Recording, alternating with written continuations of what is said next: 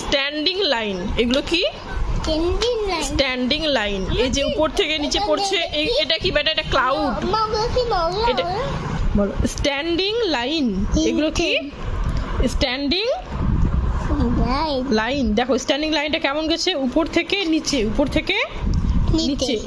আর এটা কি sleeping line, এটা কি স্লিপিং লাইন। স্লিপিং লাইন কেমন গেছে? এই দেখো লেফট সাইড থেকে রাইট সাইডে এসছে না স্লিপিং লাইনটা। এবার আমরা এটা প্র্যাকটিস করব স্লেটের মধ্যে, ঠিক আছে? এই নাও তুমি স্লেট নাও, স্লেট পেন্সিল নিয়ে আমরা এবার উপর থেকে নিচে স্ট্যান্ডিং লাইনগুলো দিব। দাও স্ট্যান্ডিং লাইন দাও, উপর থেকে না না না, উপর থেকে নিচে একদম স্ট্রেট ভাবে স্ট্যান্ডিং লাইনগুলো দিব। যেমন আমি দাগ দিয়ে দিয়েছি, এভাবে করে দাগের উপর দিয়ে দিয়ে দাও। হ্যাঁ, গুড বয়, দাও।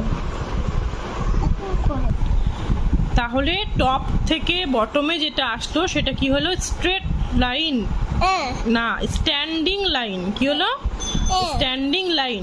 টপ থেকে বটমে যেটা আসলো সেটা কি হলো? Standing line. এগুলো হচ্ছে স্ট্যান্ডিং লাইন।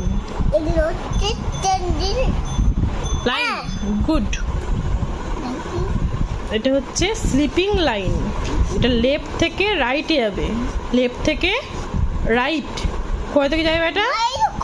হ্যাঁ, লেফট থেকে রাইটে যাবে, স্লিপিং লাইন। এটা কি বলা হচ্ছে? হ্যাঁ, এটাকে বলে স্লিপিং লাইন। কি বলে? গুড।